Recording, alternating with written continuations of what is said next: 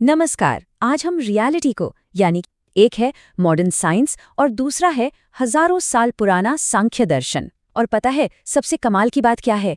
ये कि जब चेतना के रहस्य की बात आती है तो ये दोनों एक दूसरे के कितने करीब आ जाते हैं। जरा सोचिए, साइंस ने हमें यूनिवर्स को समझने के लिए क्या कुछ नहीं दिया है ना। ये लगभग हर चीज का कैसे मतलब हाउ बता देता है। हमारा दिमाग कैसे काम करता है, ये दुनिया कैसे चलती है, सब कुछ। लेकिन एक सवाल है, एक बहुत बड़ा सवाल जिसका जवाब साइंस के पास भी नहीं है। वो ये कि ये सब कुछ जो हो रहा है उसे अनुभव करने वाला आखिर है कौन? और यहीं से कहानी एक बहुत ही दिलचस्प मोड़ लेती है।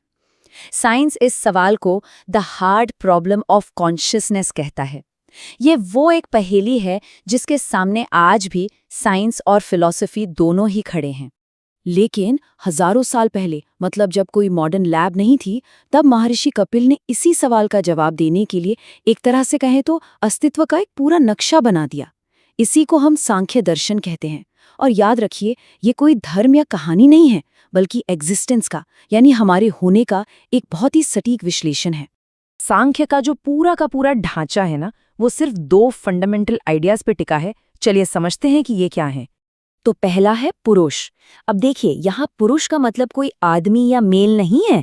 नहीं, इसका मतलब है प्योर कॉन्शियसनेस, वो शुद्ध चेतना जो हमारे अंदर सब कुछ देखती है। ये कुछ करती नहीं है, ये कभी बदलती नहीं, बस एक साक्षी है, एक साइलेंट ऑब्जर्वर।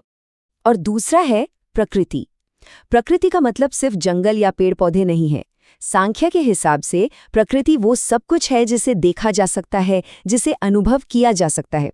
मतलब हमारा ये शरीर, हमारा मन, हमारे विचार, हमारी भावनाएं, यहाँ तक ये पूरा का पूरा ब्रह्मांड, ये सब प्रकृति है। यहाँ पर इन दोनों के बीच का फर्क एकदम साफ हो जाता है।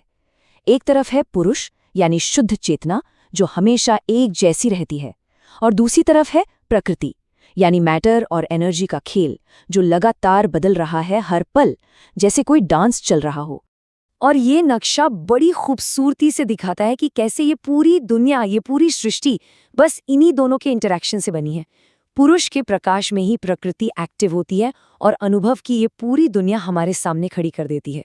इससे समझने के लिए एक बहुत ही कमाल का उदाहरण है। सोचिए, पुरुष सिनेमा हॉल का वो सफेद पर्दा है और प्रकृति उस पर चल रही फिल्म है। अब फिल्म में ड्रामा हो, कॉमेडी हो या ट्रेजेडी हो, पर्दे को कोई फर्क पड़ता है क्या? नहीं, वो हमेशा वैसा का वैसा ही रहता है। चलिए अब नजरिया बदलते हैं और देखते हैं कि हमारा मॉडर्न साइंस इस फिल्म यानी प्रकृति को कैसे देखता है, कैसे जांचता है। एक तरह से देखें तो पूरा का पूरा मॉडर्न साइंस प्रकृति की ही खोजबीन है। न्यूरोसाइंस दिमाग की केमिस्ट्री समझता है, साइकोलॉजी हमारे बर्ताव को एनालाइज करती है, और फिजिक्स यूनिवर्स के फंडामेंटल नियमों को खोजती है। ये सब कुछ ऑब्जेक्ट की स्टडी है, मतलब जो चीज अनुभव की जा रही है उसकी। और मजे की बात यह है कि यहाँ साइंस और ये प्राचीन फिलॉसफी एक ही बात कहते नजर आते हैं। साइंस भी हमें बताता है कि जिसे हम ठोस असलियत समझते हैं वो असल में एक तरह का भ्रम ही है। ये जो मेज हमें एकदम ठोस दिख रही है वो असल में 99.99% खाली जगह है। तो यहीं आकर ये पूरी बात अपने चरम पर पहुंचती है, वो पॉइंट जहां साइंस की खोज अनजाने में हजारों साल पुरानी फिलॉसफी के सच से जाकर मिल जाती है। क्वांटम फिजिक्स में वैज्ञानिकों ने एक बहुत ही अजीब चीज खोजी। इसे कहते हैं ऑब्जर्वर इफेक्ट। उन्होंने देखा कि जब किसी सब एटॉमिक पार्टिकल को देखा जाता है या मापा जाता है तो सिर्फ देखने भर से, सिर्फ ऑब्जर्वेशन के एक्ट से ही उसका व्यवहार बदल जाता है। मतलब देखने वाले की मौजूदगी असलियत को बदल देती है। और ये बात कितनी कमाल की है कि जिस नतीजे पर आज की मॉडर्न फिजिक्स ठोकर खाकर पहुंची है कि ऑब्जर्वर या देखने वाला एक सेंट्रल रोल निभाता है, वही बात सांख्य ने हजारों साल पहले ही अपनी फिलॉसफी के केंद्र में रखी थी। तो इन दोनों नजरियों को मिलाकर हम क्या समझ सकते हैं? इसका सार ये है कि हम फिल्म नहीं हैं, हम वो पर्दा हैं जिस पर फिल्म चल रही है। सोचिए, किसी को गुस्सा आ रहा है, एक साइंटिस्ट क्या पूछेगा? वो पूछेगा इस गुस्से का मैकेनिज्म क्या है। वो दिमाग में हार्मोन्स को स्टडी करेगा, न्यूरॉन्स को देखेगा, मतलब वो फिल्म के एक सीन को एनालाइज कर रहा है।